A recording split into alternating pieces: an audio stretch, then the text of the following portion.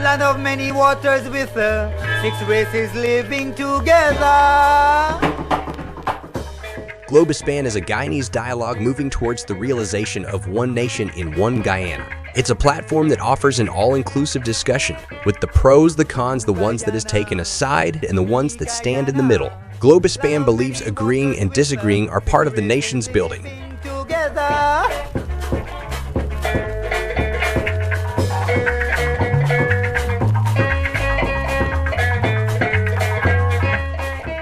Globespan believes that every Guyanese voice is part of the nation's building.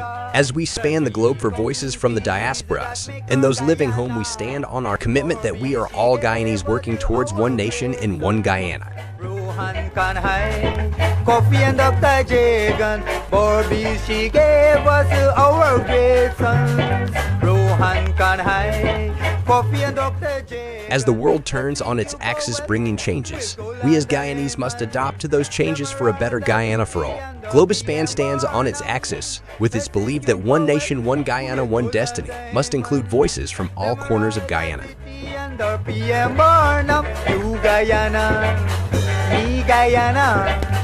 of many waters with 6 races living together.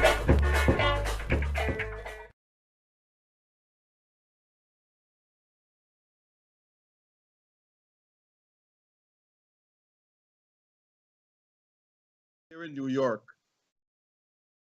And thanks to Noir Singh for making this program available. David and Ryan Gobin, our technical directors. And to all our fans, thank you for tuning in tonight. It's a pleasure having you on our program.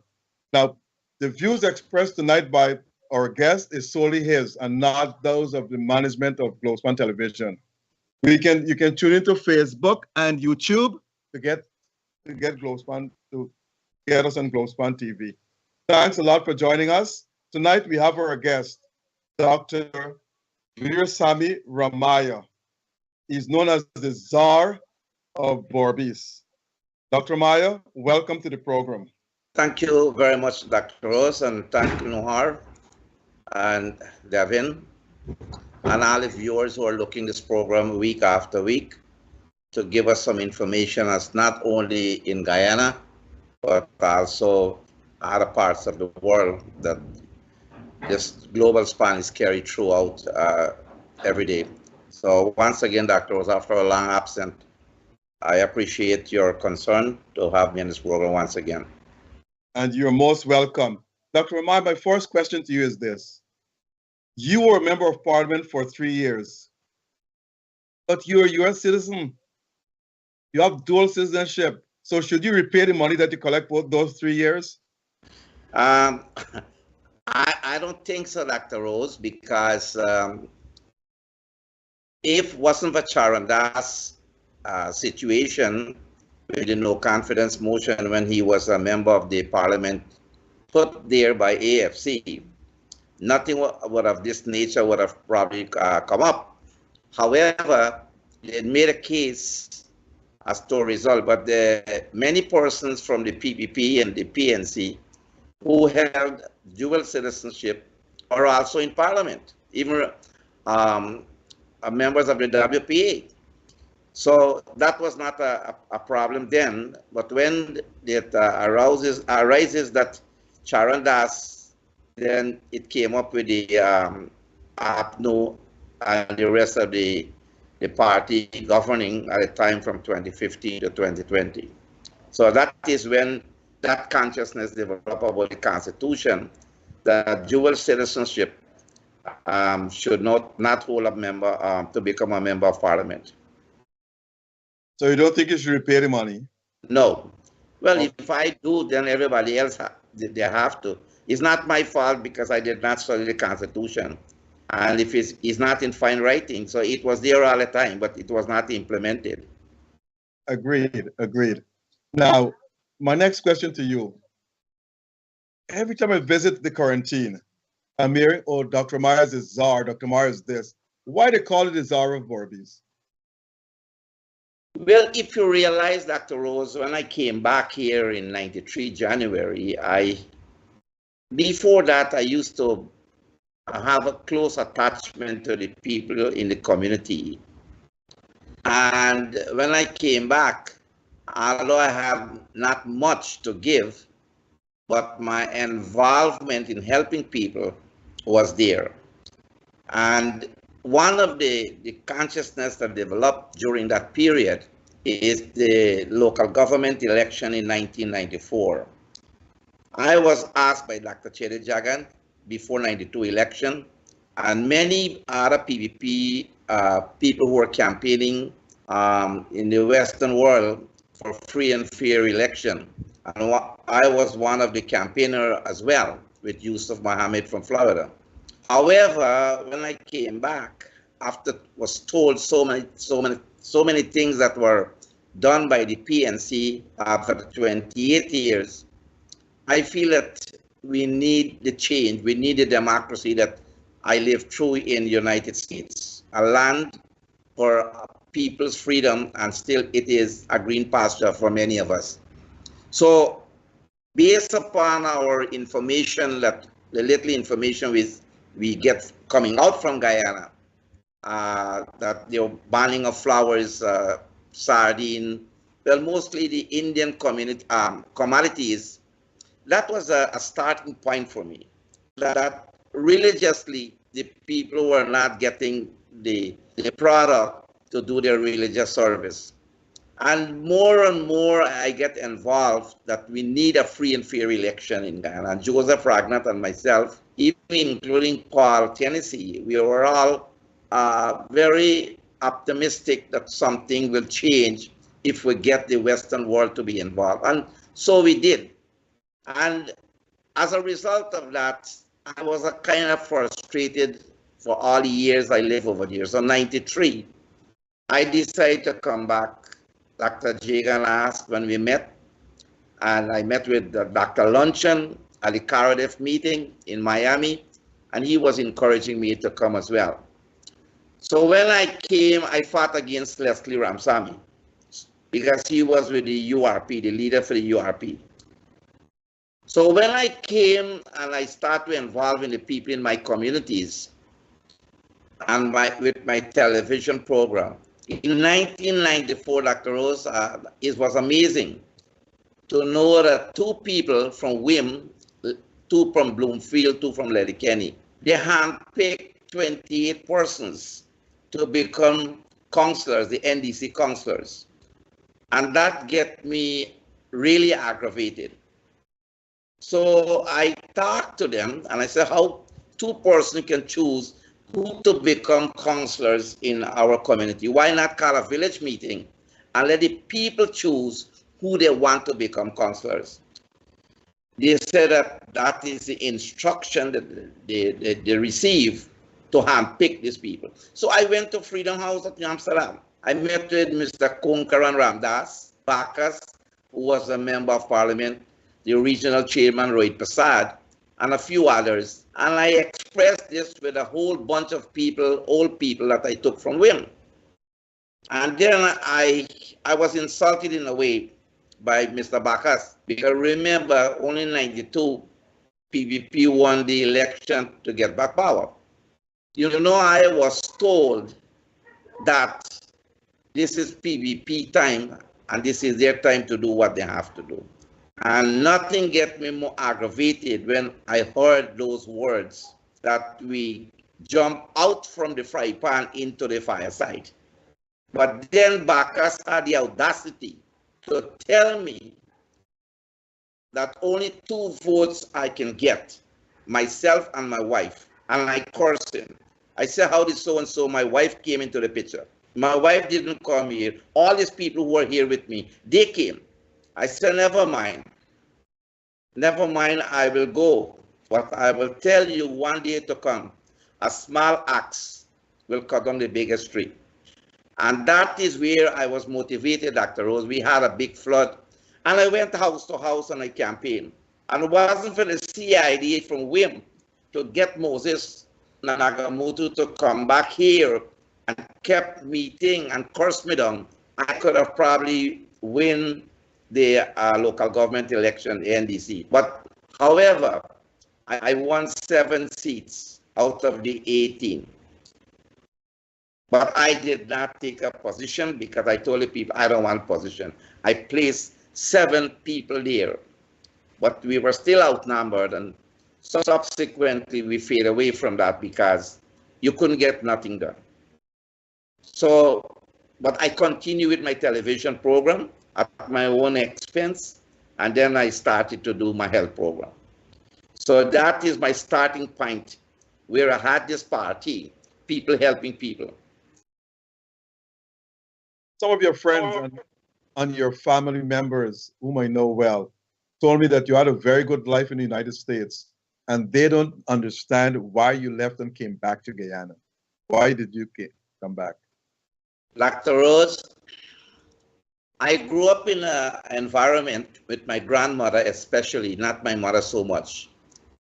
And my grandmother was selling fish in New Amsterdam, and I could have realized she couldn't wear her slippers on the hot road, and she made that sacrifice to me. But she instilled inside of me values of loving people. And my grandmother, God rest her soul, she was a divine individual in my life. And the things that she did to impress me, how to love people, how to deal with people, how to help people, and exactly those words reminisce on my side, on my thoughts all the time. And when I was asked after I finished college and I was living in Florida, I had big investment. I had 2 motels in Hollywood Beach. I had a 58 unit at Fort Lauderdale, apartment building, brand new. I had 2 houses in Pembroke Pines. I had a house value over $500,000. And I actually lost 3/4 of those mortgages that I held. All because of the frustration living so long from 1968. I came back here that I can help to develop Guyana. That was my motive, to help. I never asked anyone for a job in Guyana. I never asked anyone for a job or a piece of land. And I never got nothing. That the things that I bought working and buying what I owned and whatever asset I had, I utilized that to help and to employ people. I had trucks, I had buses to create jobs when I came back here, Dr. Rose. So my whole intention is how to get the youths, how to get people involved instead of drinking and using drugs, to develop especially our community. And if you know, I think I discussed this with you, that I place myself in a predicament today financially, that when I was the REO, I'll come back to that, I spent over $9 million filling the pan that we had at the Wim Community Center, all because of youths. So my whole interest is not the money. I was living a very comfortable life. My wife and I, after my daughter died in '84, we came to Florida.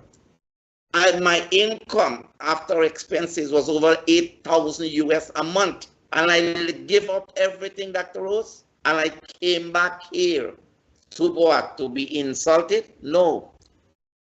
I came back here with the intention how to help people, because life is short. And I realize this because I used to follow good people. I used to go to a lot of spiritual discourse, and I start to, material things is of less essence to my life. And that is one of the things that I was taught by my grandmother. And those are the values. And for the short time that you and I, we know each other through the AFC, you can see that for yourself, the involvement I have. So my interaction with people, I can do any kind of damage to any political party. And you have seen that in 2011 and 2015. I will come back to that later on. But this is why I left everything. I held sacred mortgages, the people went bankruptcy, and so I lost. But I did not allow that to take a toll on my health. And my wife. We are very contented people, and as a result of that, Dr. Rose, I am here today. I am here, and I am still doing things for the people.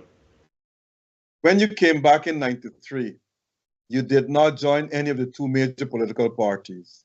I never joined any political party up to today. Okay. But in 2009 or 2010, you were attracted to the AFC. And you became a member of the AFC, not a financial member or whatever it is, but you campaigned for the AFC. And the AFC won 3 seats. And for the first time, I think we had a minority government in power. 7 seats. 7 seats. 7 seats, not 3, 7 seats. And most of the AFC votes, they had about 33,000 votes, and almost about 18,000 came from Berbice area. So why did you support the AFC? Well, Dr. Rose, before I supported the AFC, this is what really took place. Ravi Dev was having an organization, if you want to put, not a political party, ROAR. And Ravi Dev was told about my television program on DTV8, and sometimes I'd be in LRTV. Now, Ravi Dev approached me when he decided to come and to take over the GAU, the union, with the sugar workers, because he felt that Mr. Komal Chan was not representing, and the sugar workers were crying out. They were really crying out for better representation. So as a result of that, he took up that consciousness to help the sugar workers. But when Dr. Jagan died in '97, I always mention the word he capitalized on his intellectual ability and with the support that he had with the sugar workers, because many of them, maybe less than half, signed up for a new union. However, he turned the party into the organization into a party, and we call it ROAR. So we fought very seriously with campaigning and going and meet people and so forth. And we were very successful in meetings, but something came up before the 2001 election. A ply was used that if this happened, if Ravi Dev should take the votes, PNC could go back there and another 28 years will come back to haunt the people of Guyana. Anyway, Ravi was able to pick up with the leftover vote a seat. And there was a guy named Hercules from West Bank, Demerara. He was able to, Ravi gave him the seat. So my record was there with the things that I was getting people to support the organization. So I was approached by Tratman and Kemraj for the 2006 election. I can still remember the dates of the year of these elections. So when I was approached, I told Kemraj and Tratman that I don't see a third force will emerge to make a difference right now, because there is complete separation. There is a segregation. The people are polarized into 2 camps. As a political student, I have a bachelor's degree in political science as well. As a result of that, I see that this oneness will not come right now. And how this consciousness will develop is a different story. But subsequent to that, I call Kemraj, listen to Kemraj on television show. I invited him to my Saturday night program. And when Kemraj came there, Zulfi and Jafar Ali was dominating NCM. And for 5-6 days a week, Dr. Rose, I was really humiliated. I was insulted that now I got to AFC.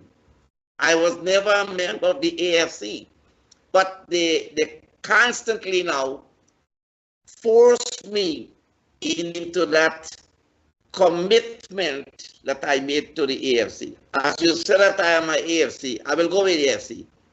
But I was never a member, Dr. Rose, I just was initiated into the party, but not only that as a member, but they carried me right into the committee. I was one of the committee members of the party, but not being a member of the party. And you see the result. The result was there because you were part of the trend of campaigning. Now, when you look at the result, check the one in 2006, check the 2011. How many votes came from Berbice? I made a lot of investment because I was targeted, and maybe political parties, they have a right. They have a right to condemn people, to curse people down, or whatever they want to do. I was insulted in so many different ways, but that does not stop me to do the things. And I did a lot of religious feeding program, Dr. Rose, with all ethnic groups in Berbice. I had clinic in Linden, Georgetown, Bartica, Essequibo, people know who I really still is in their eyes. And I will tell you why later on. So when that started, I was then labeled worse than what you can think, because that is the first time that we had a government in power, but not the majority in the House.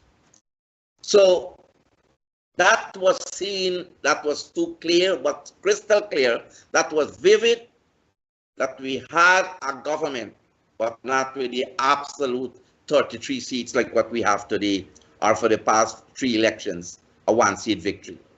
So that was the point that I was really cursed down as an individual. They turned away from Kemraj and the AFC straight into Dr. Ramaya. I don't know what I have.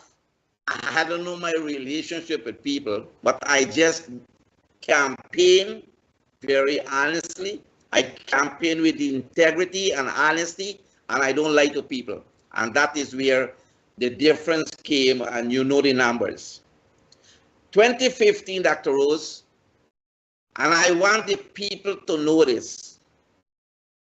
I was with Sankar, and you know Sankar was one of the strongest members for the AFC. Kemraj and I went for the funeral.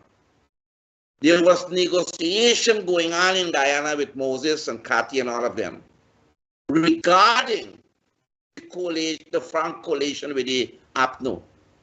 So when we came back a couple of days before, the meeting was held, and they had this guy from Jamaica who was a campaign manager. I can't recall his name right now. Kemraj was upset, I will say, and he spoke to me what decision we're going to make. I said, Kemraj, I am not going to tell you, because remember now, Dr. Rose, this campaign, this whole idea of the AFC strength was actually they put on top of my shoulder that if I should walk out, but if I had my phone in that meeting, all the phones were taken away and kept in front, I could have walked out. But the question is, when they carry out the vote to join the coalition, it was already pre-planned. It was a pre-planned thing before Kemraj and I came back to Guyana. Now, when they voted, everybody voted except Ramaya. And I will tell you again, I proved myself to be honest to the people of Guyana and the people I spoke to in Berbice, and I told Kemraj and Moses and even Nigel at the table, the head table, this is not the things that you mention in Berbice, that you will never join hands with the PNC or the PPP, but you will always be independent. And as such, I will not disappoint the people of Berbice. I prefer not to campaign. But all the abuse that I took, I still follow the protocol of the coalition. But I was never a part of the coalition until the election was over, and we came out with 1-seat victory. But Dr. Rose, I want to mention something that still resonates so well inside of me. When I was in Parliament, I never had any problem with PPP parliamentarians. I never had any problem with the PPP parliamentarians. And one of the things that I still remember, and I told you several times, Irfan only gave me a few words in Parliament.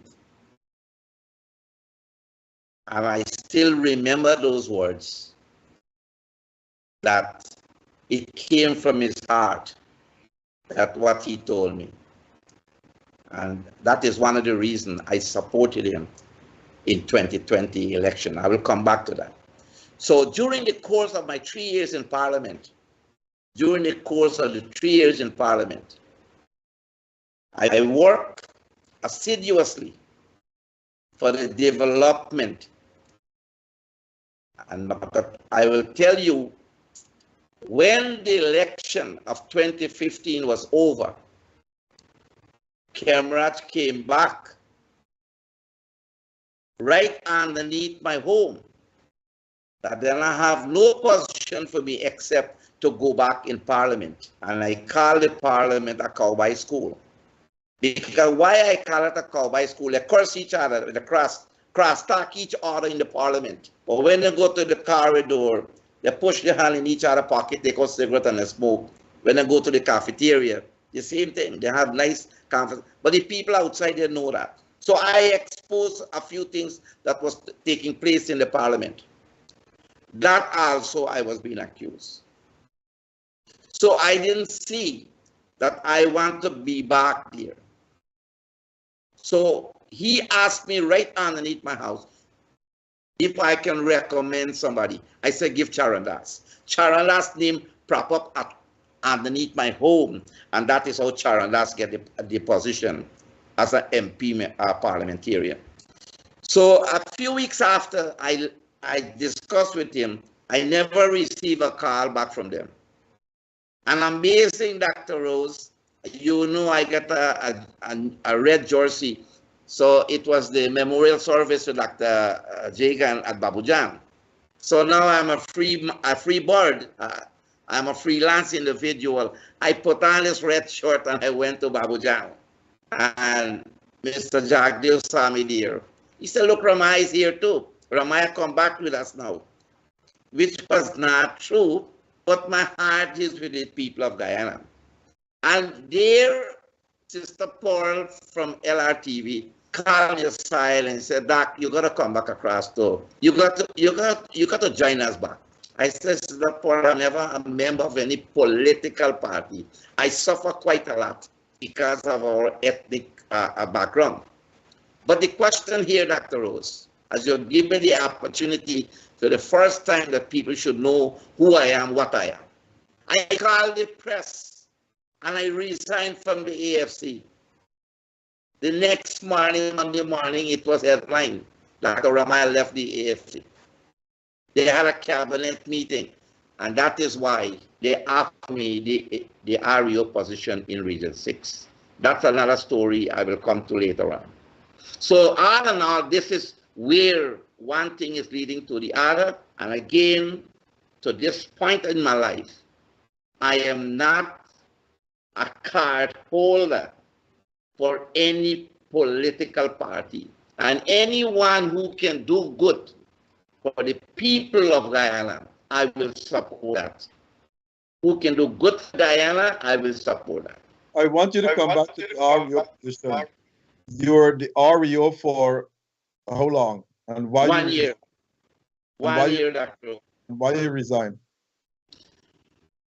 As I indicated to you, Dr. Rose, I will not compromise Ramaya, and I want the people of Guyana to know that. I will not compromise my principle, my honesty for nobody in this world, even my mother and my father. I will not compromise my principle. And I think our friendship went a little long, that you should know that what I stand for at this stage. When I was there, I was sandwiched, so to speak. The RDC was, majority of the people was PPP. Then the APTO people, instead of supporting me, they were supporting the PPP, all because they want to get rid of me also. But the president, Harman, Martin, they never see this when I start to tell them what is going on.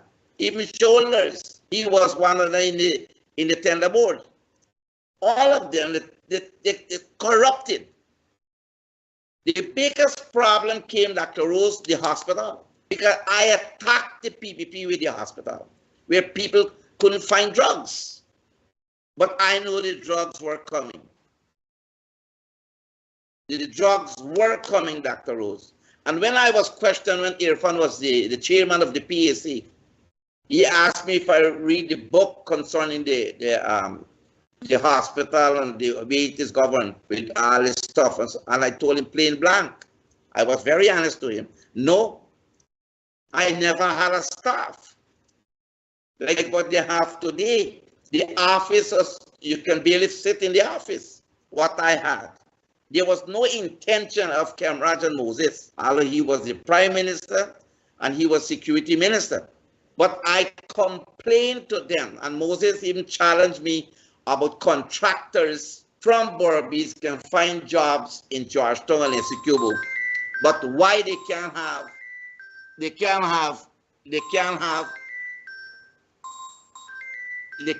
jobs in Berbice. I simply told Moses that, look, you get a tender board, and the tender board has to decide who is qualified for the job. You don't get time, they can hire a job. Dr. Mar, that's your phone ringing? Yes, that is my cell phone. Can you shut it off?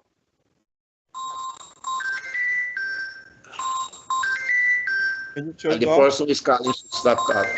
He said, out of my read, Dr. Rose. Anyway, you can stop. The question is, Dr. Rose, so when I started to complain, I took all this guy tender documents to Moses. He actually, if he's 50 million for the job, he's going to go to 50 million, close to 50 million. The rest of the people come to 10 million less and so forth. For the same job, but these are the people who got more experience and they come on less than what. So that caused me to become very aggravated that he's the prime minister. He's not. So I asked him, one time I got so mad, I said, why don't you come and run Region 6? Then the people in Blackbush, when they tender for the job, they get the job, but they were PVP supporters. They're cleaning the trench. They're supposed to clean the trench, but they spray the trench so they get less manpower. So they stop paying them. Then the hospital, Jevan brought people. Dr. President Barrel Jack, they opened up New Amsterdam Hospital, a state-of-the-art hospital. Something wrong in the theater where they do surgery. There is some water was dripping from the ceiling. So I said, why don't you split the unit? They brought somebody from Georgetown, $1 million, just to give them an estimate to rewire the hospital. So all these things get me very, how they use the taxpayers' money, how people are fetching fishes and things coming to the people at the hospital, the psychiatric ward there, hospital. And how people are, I get even the car number. Who are the people? When I took this up with the PS, I took this up with Mr. Volkan, but what I got, zip. And the frustration when people come to my house, that look, they went to the hospital, there is no drugs, they have to go to the drugstore and buy. I said, no, this is not what I criticize the PBP for. And I will not stand and tolerate what is going on. Then they started to believe the contractors. Disbelieve me that I am giving people a hard time. As a result, Dr. Rose, I told them to push up the job. I left.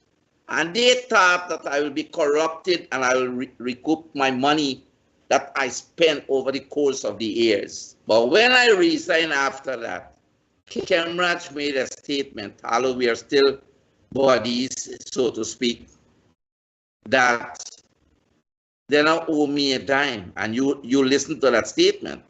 All the money that I spent, when they had the 2015 election here, $750,000 I spent to put this meeting together. $750,000 plus to put this meeting together. One of the biggest meeting ever held in Guyana. And what I got? Nothing. I was never paid for all the expenses I went through. So I want the people to know I left the job, and the job could have made me become corrupted to recoup my money. No, I will not do that, Dr. Rose. I prefer to leave the job. And I left for about 4 years until you get me back into politics. What year you left? What year you resigned as the REO? 2016. And the next election was in 2020. 2020. So what you did for those 4 years? Well, I went back, Dr. Rose, I have a real estate license. I thought I would renew my insurance. I used to do life insurance over there. I love to work. I love to help people. And I have health insurance license, real estate license. I could have become a broker. But I went there and I made a couple of investment, deal with real estate. And when you know the last place I had, we used to hang out there. So the question is, I know how to make a life, because my life is simple and I'm not extravagant in no way. So all of this put together, I am still here, Dr. Rose. For the 4 years, I had some resources and I go back. And then I went for an early pension.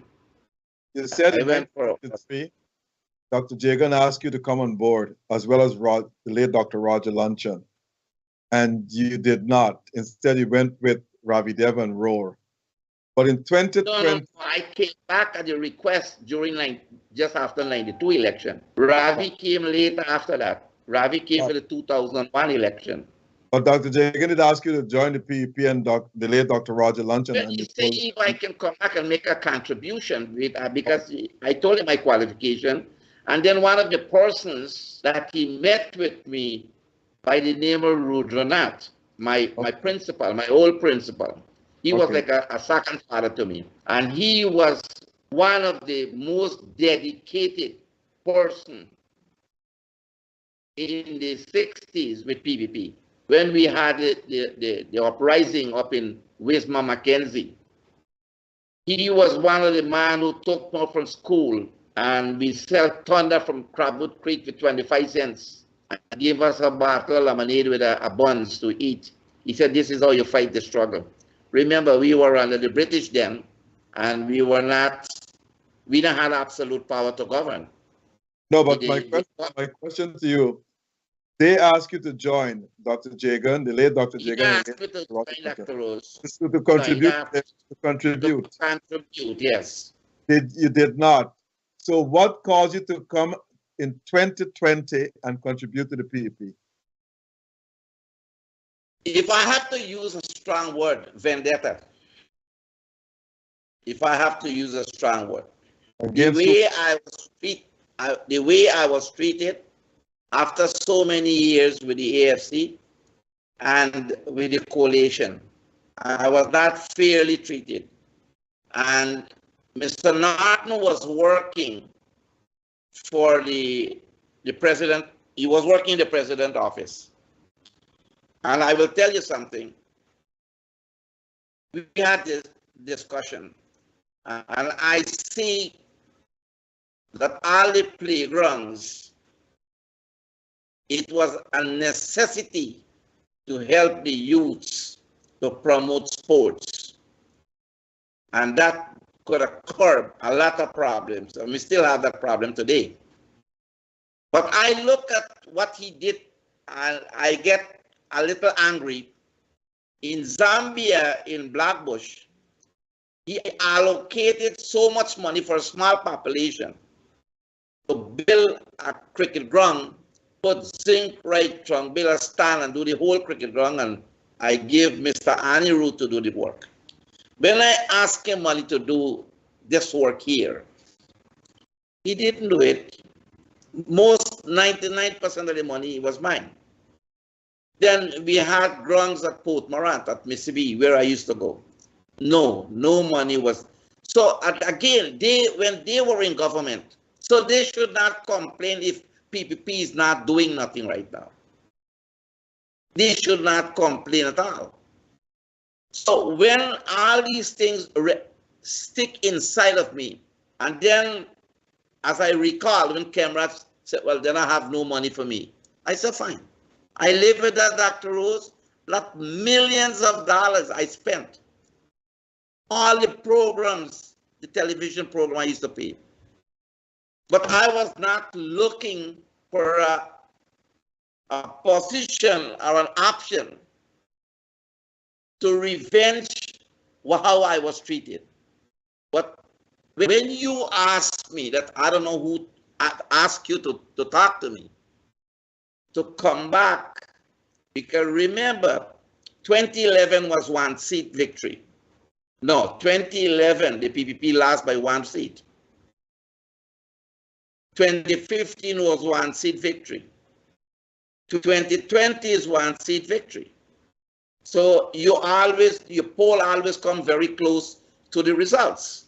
But when you ask me why, if I don't want to go on campaign for the PPP, well, you know, Dr. Rose, you saw my mother condition, and you know, at the same time in 2019, the ending of 2019, my mother died. So when I brought the body back home, Irfan and Dr. Jagdeo, they called me while I was coming with the body from Georgetown. And I said, sorry that, you know, giving me the sympathy and so forth. But at that point of time, I said, as they know me as a member of parliament, they called to say they're sorry that they heard that my mother died. But when I went back a couple of weeks after, I recall that you came at the breezeway, we were at my house, and then you said, well, you receive a call that if I can go back and campaign. And yes, Zim helped with the passage, and I can't remember who gives Zim some money to, and I make up my passage because I had a lot of expenses when my mother died. And I came back. I came back before Christmas. And I talked to Mr. Jagdeo. And from the day that he gave me the green light, even USA Dr. Rose, I was a different community to find who is the organizer when I came back. And I remember Balkaran from Teen. He called Mr. Jagdeo. So look, Ramat, early morning, this man come and ask me for names you want to start this campaign. And I never start Dr. Rose until the election is over. And I took that responsibility seriously, very seriously. And you and I, we had discussion 4 or 5 times a day that Mr. Jagdeo said that Region 6 is a big region, is their region, but we have to work it because remember, the damage was done in 2015 and 2011. I have to reverse that. So I had 7 television programs with NTN, but I was working from village to village with 20 people, Dr. Rose. And I convinced Mr. Jagdeo, I convinced him to give me Region 5. And when I told him what I did in Region 5, I said, I want Region 4. So I went to Soosdijk, all the way to Molson Creek, campaigning. All because the way I was treated, and to me, like this is a vendetta I was carrying out, that I want the PPP to win. And seeing that Irfan, who's the president now, was the candidate, I recalled the things that he said to me. I want to give him a chance as a presidential candidate. And I have no regrets to give him a chance to become the president of Guyana. So if you want to put it why I came back, well, you had a pivotal role that you played to get me to come back, because you were close to them more than I do. And since then, you have been employed as the government's coordinator or the president's coordinator in Berbice Region 6. How is that job going? Well, I become a character where my honesty is not serving the government right. No, I don't think my honesty and the way I am doing things is not serving certain members of the cabinet right. One of the things, Dr. Rose, as I said, my principle must go with me when I died. And if I am criticizing certain things that are being done, it does not mean that I am condemning the action of the government. On your program, you spoke several times about, and I listened to the programs, about the conditions of the hospital. It's in a very deplorable condition. Up to recently, people took patient there. There was no porter to carry the patient to the upper floor. 10 days workers, which I talked about, are extracting blood from people, causing pains, and I got evidence of that. I talked to Dr. Sharma. Now, why should I stifle myself when people come to my... If I'm the coordinator for the president and I'm getting these things, if you go to the region and you tell them, Dr. Rose, people are not aware that if the region is fixing the problem. But I feel this is the way that the government is a psychological thing in the heads of people. They come and tell me, I talked about it. Next day, just like what you did with the public road, with all the potholes. You call Mr. Edgel. He was proactive enough to come and fix the holes. Because you expose that. Is that you condemn the government? If a government is in perfection, then we are living in a different world in Guyana here. No government will be perfect.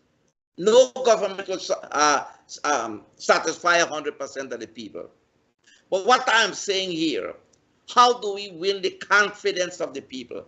If I talked about these things, I want the people to know that, yes, I contact this ministry, I contact the regional people, and the work is done. Look right now, there's a big hole you see through in the trench, just by Portuguese Quarter, Fun Spreading. The Republic Road, if you drop in there, your whole wheel gone. Nobody fix it. The hole is still there. If you dash out from the hole, you dash into the another vehicle coming. Now, all these things, if we don't identify these things, why should we call the minister all the time? I am not saying that the president is responsible for what is going on. We have people below. The power is breaking down from minister to regional people to look in. But what is happening here? Is the region go out there? Dr. Rose, I will tell you, I am going to a lot of places, especially people with distress. I meet a lot of people there, concerned citizens. If people can tell me, look, I'm not going to go back and vote, but I'm not going to vote for another party. And if I am expressing that sentiment, it means, therefore, that something is wrong. And if something is wrong, it needs to be fixed. And one of the problems that I confronted and I was insulted when I mentioned that we are busing people to meetings because I know the ground. You can't bus people to meeting, Dr. Rose. You will never know your strength in that community. If you have a meeting in Wim, why should I bring people from Crowd Creek and Skellen to make up the crowds? Well, some of our politicians, they want big crowd. They want big cheering. But that is not the end result of winning an election. If I am going to stay with an organization, I want to see victory, Dr. Rose. I don't believe in defeat. And so far in my life, I am victorious in whatever I do, whether if it's my house, my job, or be with people, I am victorious. I do not believe in defeat. And if I put myself, and 1,000 times you and I spoke about this, and the reason I'm referring to you all the time, because you're very close to me, that I don't believe, because when I go in my mandir and I pray for victory, I pray for happiness, not for me alone, for everybody. But the question is, if I am going to be here and work with the president as a coordinator, and I see something, I will talk about it. Today we have the media. The media carry it. Harbajana bring up so many stories. Today we talk about the bicycle. 2 years a case taken to trial. We have the cow. I believe the calf died in the pond. These are things you need to expose. It means that you condemn the government. You enlighten the government as to what your people are doing. How somebody can name 7 committees and know how the region is running, or 6 committees. What is going on? You can't just drive around and say everything is copacetic. No, it does not happen that way. I deal with people, Dr. Rose. You see the stay-away houses I'm going to, it is meaningful because every time you go, people get a complaint. Look, so many streets. We appreciate what the infrastructure development in this country. But some of the people who get jobs, who get the job, they subcontract the job to them, they don't have equipment to plow down the damn street. So the cast on top, and the street is so high, the drain is so low, and the people land is far below. You got to run down and you got to scroll to come back on the street. Where is the engineer? Did I ask the president to come? No, I didn't ask the president. And you know I get confidence in you and I mention all these things to you. This is to show that the people who are working in the region are not coming to look at the job that is being done. You can't build a street 2 feet higher than the people land. I got my street on the side. Was built by Mr. Nat, I think from East Coast. It was a good street, flat to the ground. Both streets, and the vice chairman, he saw a few in Wim.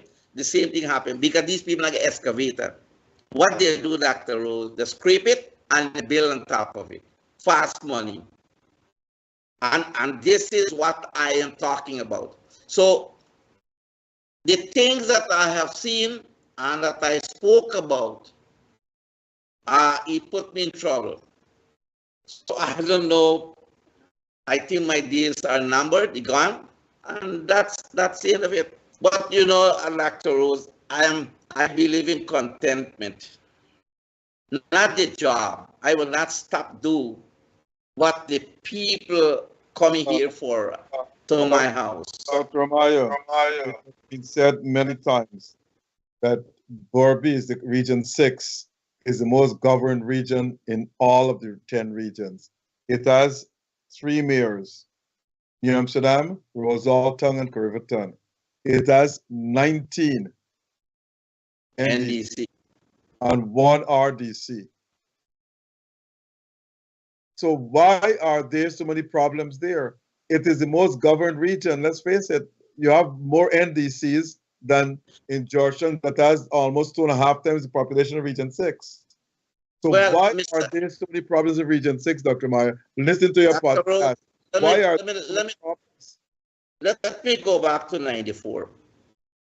The problem will continue in Region 6. And I'm not saying that the problem does not exist. in other regions. No, I can't say that. And I think the reason you picked up so much in Region 6, because you spend a lot of time in this region of coming back and forth two, three times a year. What I'm going to say here is not going to be liked by government officials unless they get away from hand-picked people. All the NDC will fail. You don't pick people on a party line for NDC to become councillors. Give the people an opportunity to see who is capable in the community to serve the people. We have an election. We have you have local government elections. Let the people decide who they want to become a councillor. Do not handpick because they can go to a party meeting. And that is the struggle. And that is one of the problems that you will face. In the town council, I don't know if the same mechanism is being used. But unless we get away from, some people do not know to read and write, Dr. Rose, but they are a member of the NDC. How they will read the minutes? How they will know what is going on? You tell me. And it's going to fall. But if you're going to use party people, and this I never discussed with Mr. Jack, they were the president. If you're going to use party people and not use a democratic system to put people who can do your work, the government is not going to get that support, because these people are working with certain people who are telling what to do and what not to do. And this is one of the biggest problems.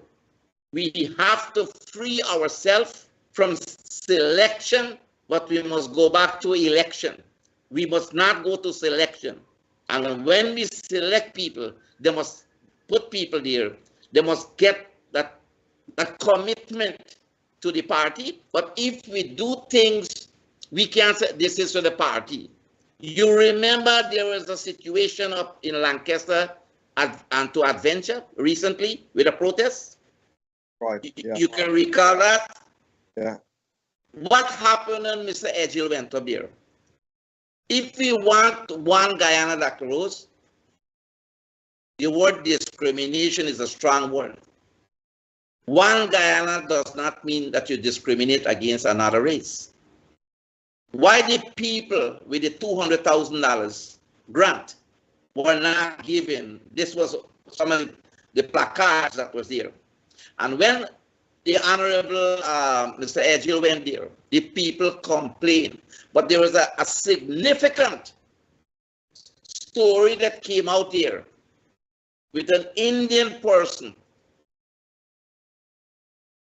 And when they asked the vice chairman, why the people in this area, well, they did not vote for us in a local government election. That should not disqualify anybody. But I never call the president or the vice president and tell them that. That is wrong. So Mr. Edgil then changed that. You cannot discriminate against nobody. Then select a few. But an Indian person said, if you do not give my black neighbors the grant, don't give me. Because if I want to eat pepper pot, I go to my black neighbors. And if they want to eat dal and roti, then come to my house. But don't come with the politics to split us up. And that, to me, that is a fair statement that made to make us become more conscious. If we want people to vote for us, doctor, it must be based on our record, what we do for them. That is what true democracy. But if we go and we're going to divide, bisect the people, then it will be a problem. We still have enough time for the next election. That all these things we can amend. We can bridge the gap. How long are we going to go with this two-party state? So if a third party come, what they do? They take some black votes and take some Indian votes, And if an Indian party come, who you think they're going to target? The PPP voters.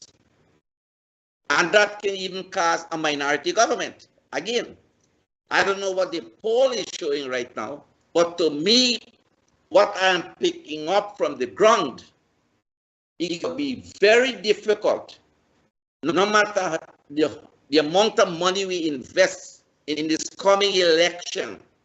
Some people's mind are made up. Some people get money before and the same people get back money again. They use different names, they use them daughter-in-law and they use them husband, whatever they do, but it's not distributing according to the needs of the people. And Dr. Rose, maybe the government knew about what I said about the 10 days workers. I welcome the initiative by the president. You give people money. But by the same token, at least tonight you give me an opportunity to just bring myself out. They're not doing the amount of work that. So I asked the Vice Chairman Zamal, give me a group of people. And Dr. Rose, my record is there. I even took up pictures before and after. And I sent it to the Vice President. I sent it to the President. And in a sarcastic way, the Vice President said, I hope you're not doing it for AFC. I showed the quality of work. I went to the place where Dr. Jagan is living at Port Morant, a dispensary down. From the head to the cane field, Dr. Rose, for 20-something years, the people told me that the place never clean, and not with machinery, with manpower. The same people, I cleaned that place, pick up all the garbage, cut down all them trees. And if you see the amount of phone calls, I even went to the Roman Catholic Church and I did something when I went to bury one of my cousins. And you went there with me to see before she died. And I promised them, you know, I took those 10 days workers. And Dr. Rose, until today, you can stand up by the public road all the way to the end and you can see every grave, every single grave you can see. And that is what I expected from 6,000 workers in this region, that the place must be spotless, in so to speak. But it is still 20 people walk through women lockdown and pick up a few pieces of paper. $80,000. And I can take one person $4,000 and I can clean the whole dam. Now, if I talk about that now, what happened? I am being victimized. But is that the truth? You ask people in the community, and that is where the community is getting a negative feelings about the government. And that is what we have to change. That is why you need to be on the ground. That if we can change that, some people got 3 persons, 4 persons, 2 people work in one home, and some people who desperately need a job, they can't get it. And coming to that, Dr. Rose, as a result of this 10 days work, most businesses now do not have workers because $4,000 a day. And I believe, if my recollection is right, that today you and I, we spoke about that. If any given business owner has to pay $160,000 to an employee, all the business in Rosala, all over the place, it will close down. They cannot afford 160 because it's $4,000 a day. So everybody wants to do 10 days work because they know they don't have to work for the money. They sit, they work on a couple hours, and that's the end of it. The accountability to that extent, I don't think it is there. However, Dr. Rose, another problem that is hitting Corby's is all the grocery store that is opened by the Chinese people. And I think you realize when you ask me to tell you how many stores are there, many stores. And one of the things that I recently discovered, all these stores are only open in Indian areas. All these chain stores are in Indian area. Why? All the kind of stores now is going out of business. So although we have more people unemployed, they don't want, they couldn't get a job for the 10-day that they can get 40,000. But is 40,000 is enough, Dr. Rose, to carry out a family with 4 per month when your bills are so high? This is another big discussion, Dr. Rose. This is another big discussion. Why only around the Indian areas? And what happened to all the kind of stores in the villages and so forth? The stores are dead. They can't do any business anymore. I want to ask you a question, though. Knowing that you were coming in the program tonight, I went and saw the podcast, and one stuck out to me when you mentioned that during the flood, I think it was during the flood, cows were stuck. And you said crows were going to pick the eyes of the cows, and the cows could not have done anything. Explain, is that true? And if so, why? Well, Dr. Rose, in the Cookridge Savannah, the water was so high. There were so many problems between me and the rice farmers as well, and with the upper quarantine with the estate highland. When the cow fastened inside of mud and in the water, Dr. Rose, they can't get out. Now, if a cow is fastening in that mud, even the owners that I spoke to, now the carrion crow will go there and start to pick their eyes. Tell me how they're going to defend themselves. If you're stuck, a cow 4 feet is stuck in the mud, and especially when the water recede, the mud becomes more sticky. How they will get out from the mud, Dr. Rose? How they will get out? So the carrion crow now, they have the advantage. Even from the anus, they start to, with the beak, they start to eat the cows, the eyes, and then Dr. Rose is terrible to talk about it. It's terrible. But I don't have to go to the savannah, Dr. Rose. 51 station in the pond. Though it is in highland, the cows were with bare bones and skin. They were not fed. The matter gone to the DPP. And I give the police a simple solution. I condemn the government again for that. That is what they're saying. Let loose the cow and see whose resident the cow will go. Very simple as that. And you will know who the cow belongs to. Why you have to go to court? The cow dropped dead. Harbajan used to cut grass and carrot and give the cows. Carry water to give the cows.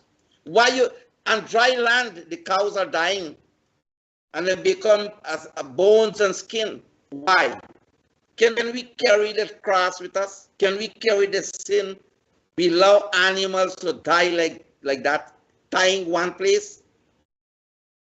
Can any human being live like that?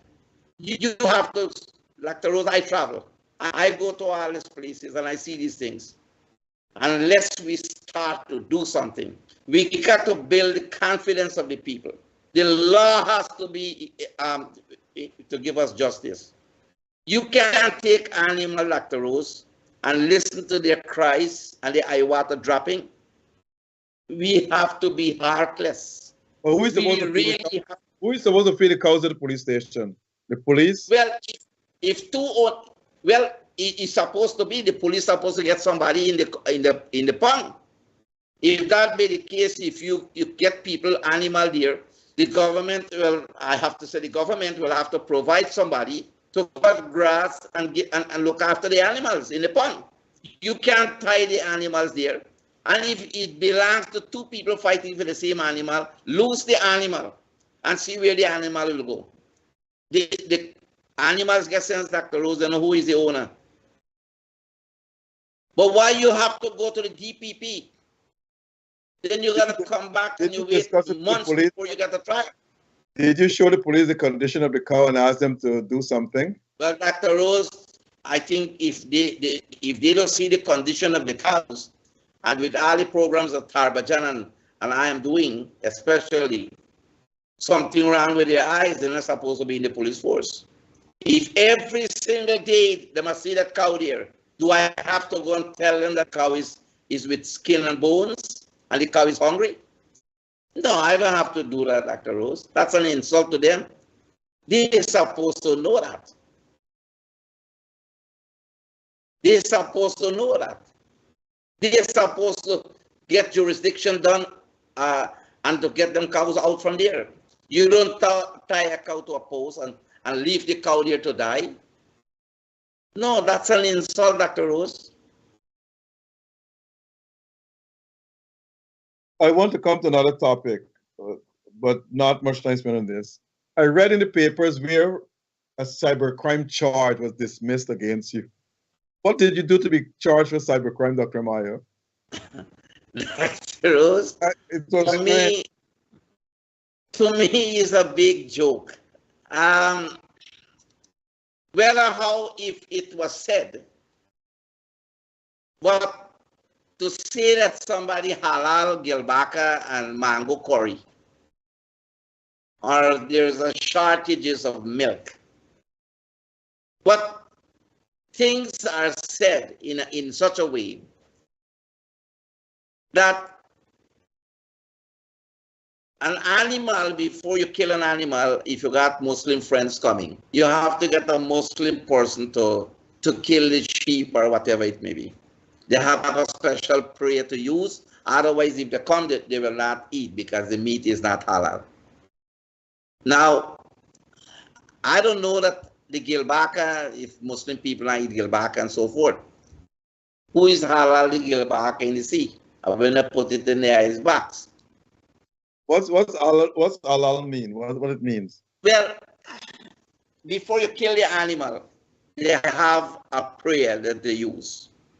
So the meat is halal. That is my understanding of it. But what exactly did you say to be charged with cybercrime? I don't know, Dr. Rose. Well, the magistrate don't find anything. If I even mention that and they have the tapes, did I directed it to the pandit?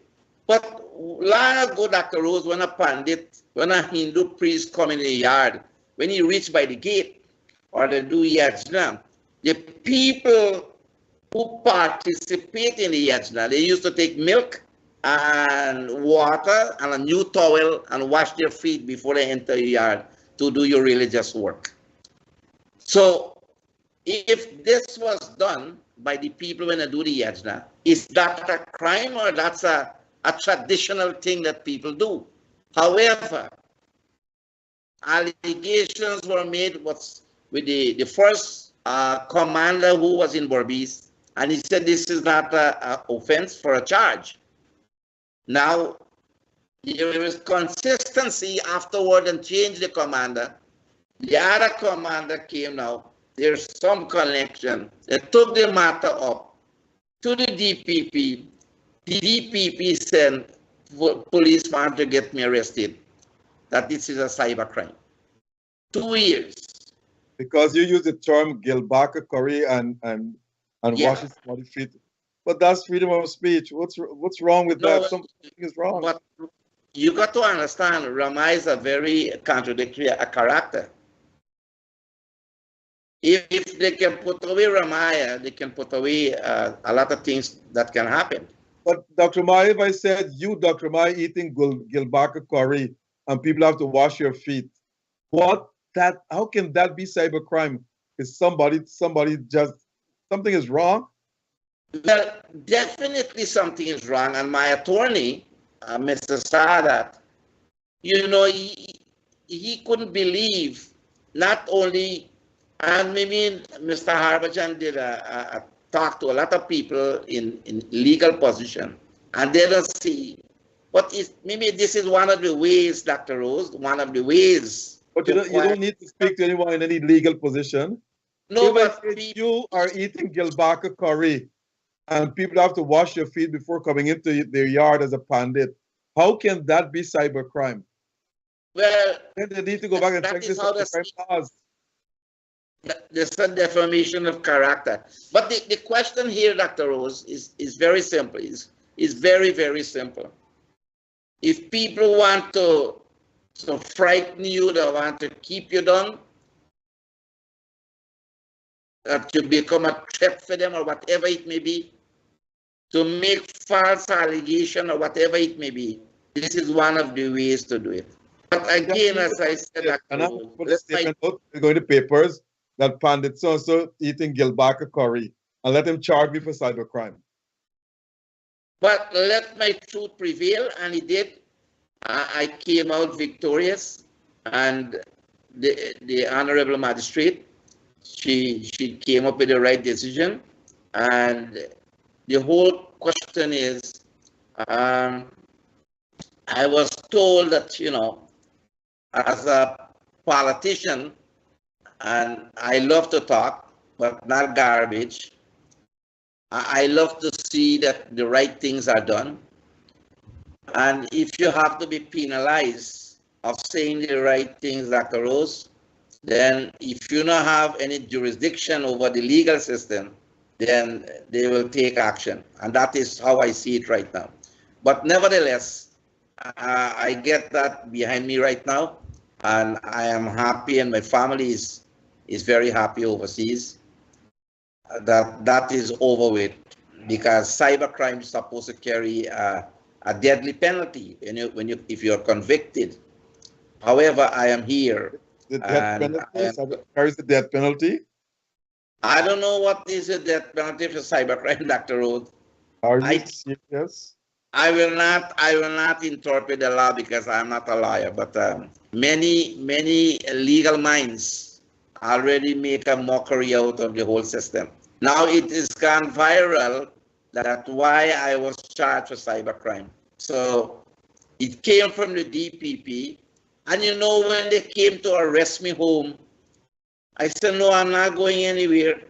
I have not committed a crime. Then they put me on $50,000 bail. I think the Pandit name is, I read in the paper, is Pandit Dave.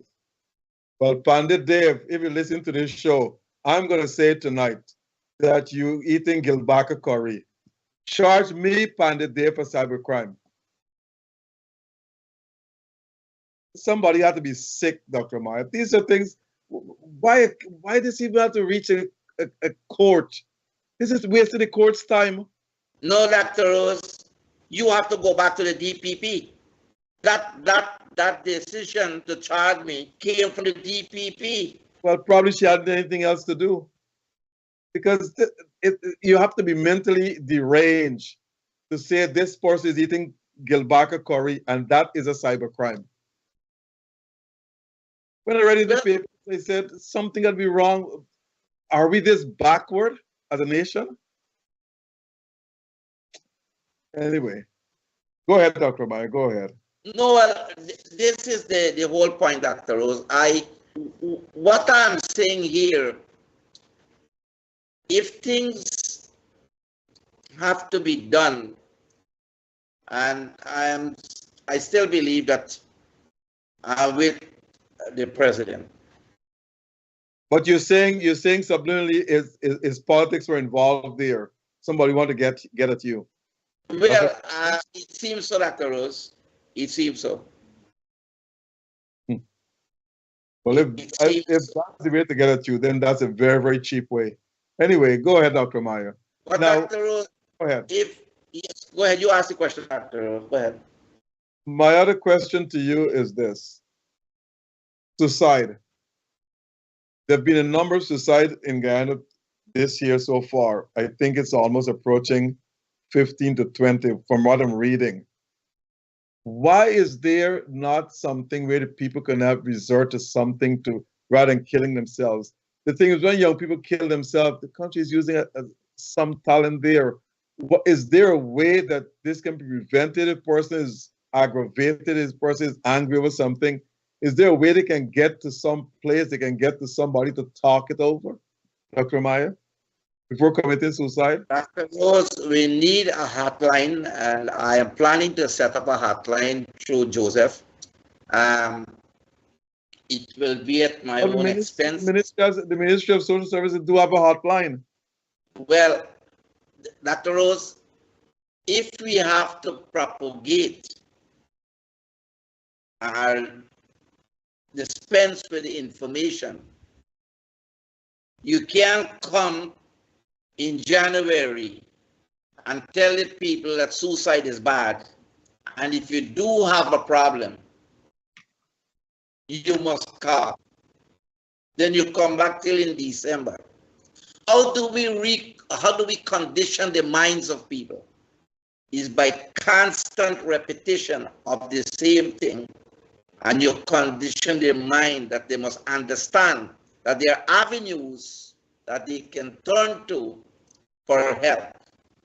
Tell me, do we have a center in Berbice that young people can walk out from their home with domestic problems and go to the center right now and seek help?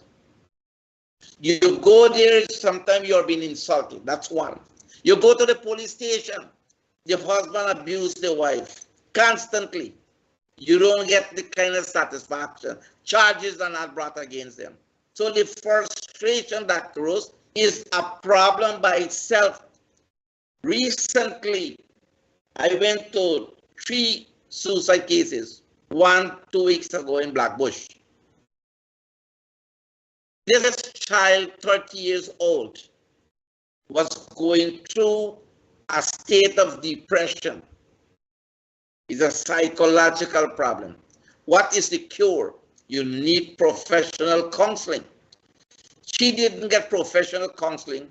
She got conventional medication to quiet her, to allow her to sleep. But internally, there is something that's bothering this child, that she always finds herself in confusion until she made up her mind and she drank the Gramaxon. Now, then there's one up in Firish. He buried a couple days ago. He was sick and he thought, instead of giving his children, his wife is also actually a bedridden person, more problems, it is best to end his life. Now, when I talked about these things, Dr. Rose, today you have to understand that children see their parents when they become sick as a burden. I am not saying holistically, but the great majority, their parents become a burden. But When we were children. Is there a nursing home at Berbice? No, they don't have no nursing home in Berbice. Okay. But again, these old people, 70s, 80 years old, Dr. Rose, when they were children, they never knew about nursing home. The old folks used to die home. They ice them home, they bury them from home. And today they will have to be placed where somebody else will have to take care of them, to clean them. The society is not educated, and the older folks. Then there is another one in Blackbush, about 75 years old, committed suicide recently. Now, you ask a reason. People do not have the same facilities that they had when they were children growing up, like today. Kids are not going to stick around with their parents, and the stress that the children are causing them also is another problem altogether, Dr. Rose. You have to see that today parents become the children and the children become the parents, because if they like somebody and they want to get married, they threaten the mother and father. You don't agree? I will show you what. So what they have coming up with they bring more problems to the family members.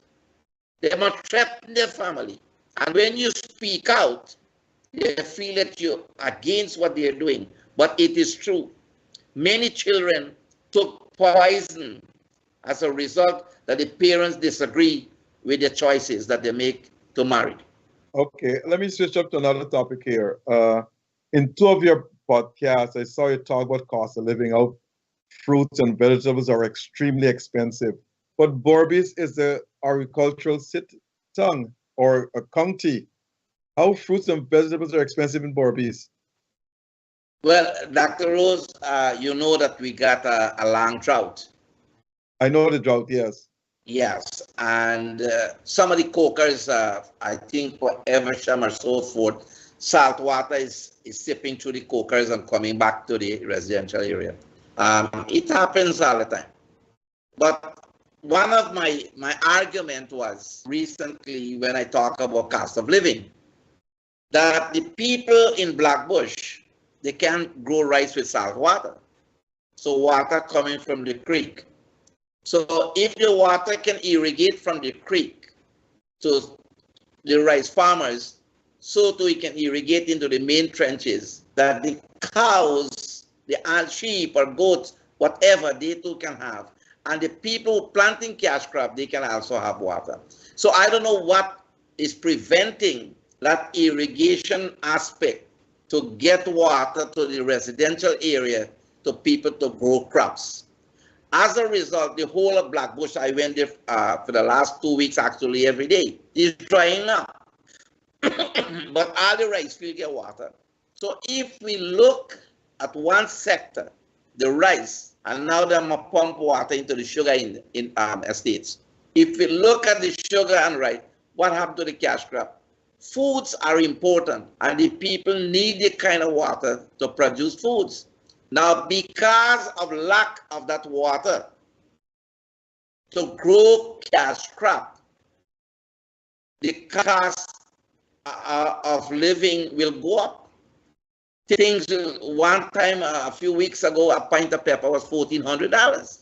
People can't afford the amount of money that they have to pay to buy vegetables and so forth. And now when you buy things, sometimes they come to the market, people don't afford. The people are going to put it in the freezer and bring it back the next day and sell it, Dr. Rose. Even the fishes, the shrimps, all these things are frozen back the night and come back the next day to sell. People can't throw it out because people don't got the money to buy. I went to the market. Water is being given to rice crop and to Gaisuku for sugar and not the cash crop farmers. Well, the place is right. So the cash crop people don't get water in the residential area.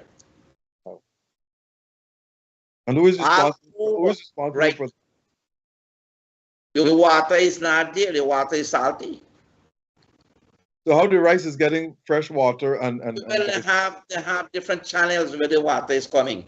Because I see right now people are cultivating rice again in Blackbush and they flood the rice field. They're not going to do it with salt water. And then I see now some of the dams are so bad to go to the back dam that, well, now I see some work is being done. So in general, Dr. Rose, we have to look at different phases. That everything got to work in togetherness. And in that respect, the whole economic growth will be there. But we have to utilize every sector for production. Rice will not give us everything that we need. Every day people go to the market, it's not rice they're gonna buy. They want bora, squash, okra, or you name it. That is the amount of things that I think right now even chicken is very expensive, about $400 a pound for chicken. In Georgetown, probably I was told about $500+ a pound for chicken. So cost of living is not easy. Is high. Your electric bill and everything else, Dr. Rose, phone bill, internet bill, everything is going up. We are at the end of the program. Can you give us your closing remarks, Dr. Amaya? It ran out very, very fast. I know you have a lot to say, but maybe you'll have to come back some other time. But right now, we reach the hour of 9 o'clock. Well, I'm surprised, Dr. Rose, that I am here alone and so quickly an hour and a half is gone. What I can see right now, Dr. Rose, election is a year and a half away from now. That's a long time. Yes, it seems to be long. But things that are going on right now, They got the pros and the cons, both sides. Things can be at the advantage of the government if they want to. And I don't believe strongly, this is my opinion, our record in any political party is in government. Their record should be the convincing aspect of people voting for them. A lot of infrastructure work is going on, and that's commendable. But by the same token, the other aspect of cost of living, the law, the recklessness on the road. Today I was told people come, they repair the road and still start to break up again in the upper quarantine area. That we have to look at the services that we provide for people and the services we provide for them. Yes, they must be satisfied. And one of the problems that we are facing is the health problem. Because the private hospitals are very expensive for people to go. And I will urge the government to pay more emphasis on our regional hospitals in Berbice. We are getting poor services. I can tell you when I went to clean the Portmont Hospital, I found over 100,000 needles on the grass. They throw it on the back of the hospital. That is not service that I consider as a credible one. Then I have no incinerator to burn the needles. The grass was so big.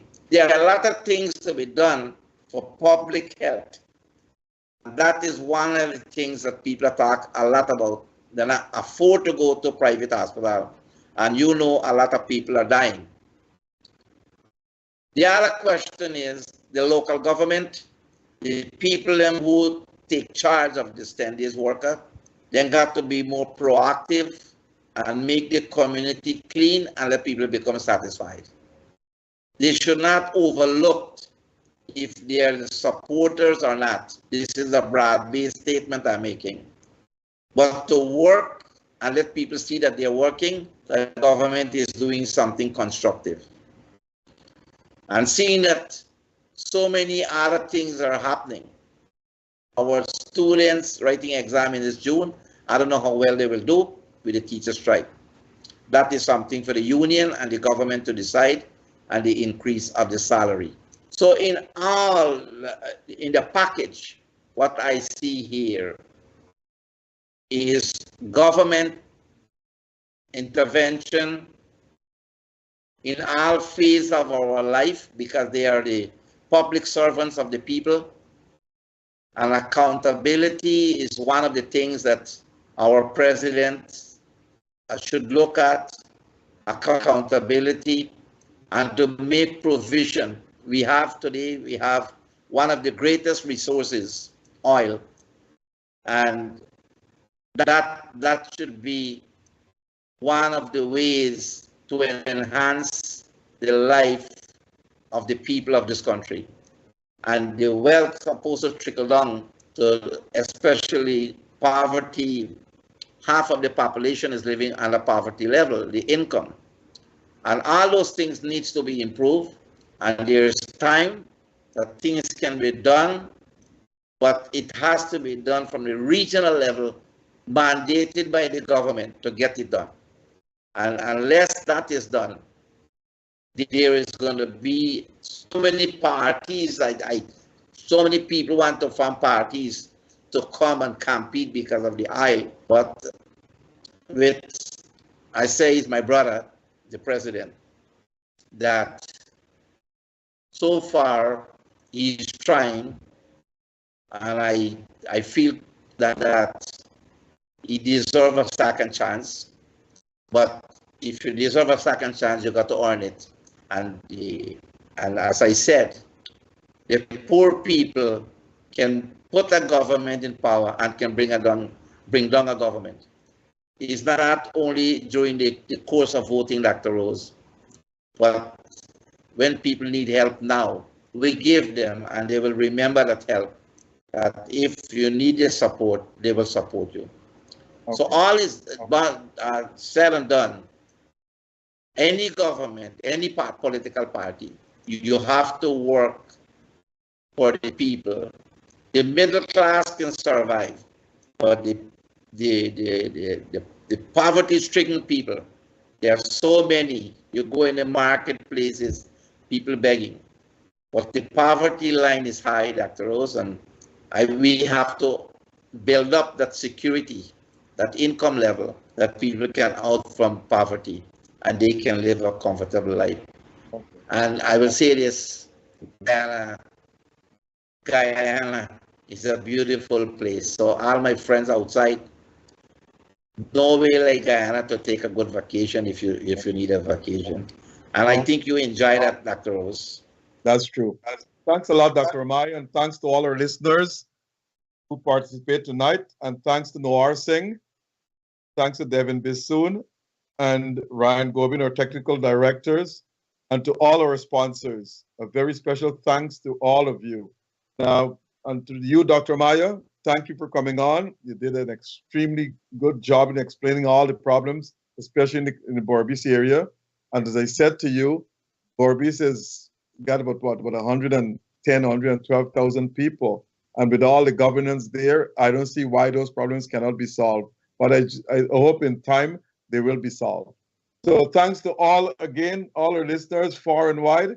And what I want to say is this. We need a better internet service. One, we also need the retirement age to be pumped up to 62 years old, because at 55, people are still young and are giving the best talent and experience to other countries. I also want to tell all public servants, you are the servant of the people, not their bosses. Please treat the people with respect and please answer your telephones. I've had the experience personally when they call me, I said, no, you're not going to call me back. I'm going to call you back. And this is the behavior. But many of them will tell you, oh, the salary I'm working for, don't ask me to do anything more than what I'm doing. But that should not be the problem. You take out vengeance on the public servants. So all I'm saying to everyone, treat each other with respect and decency. And Ghana will be a better place to live in. Thank you all for listening again, and good night. Dr. Maestin, I want to talk to you after. 1 second, Dr. Rose. Yeah.